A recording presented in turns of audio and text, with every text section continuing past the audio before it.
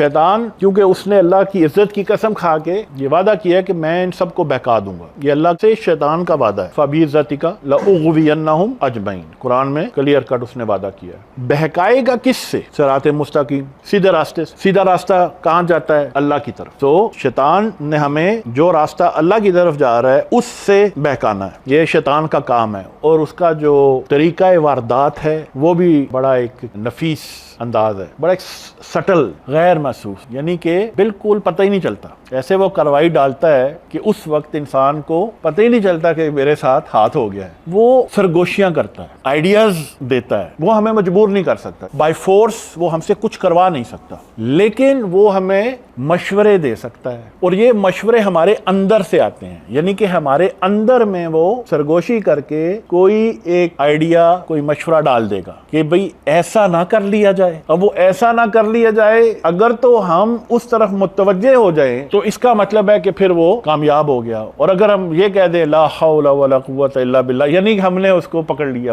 یعنی کہ نہ ہم میں بھلائی کرنے کی سکت ہے، نہ ہم میں برائی سے بچنے کی قوت ہے، ماں سوائے اللہ کے۔ تو جب ہم یہ کہتے ہیں تو اس کو ہم ٹالتے ہیں۔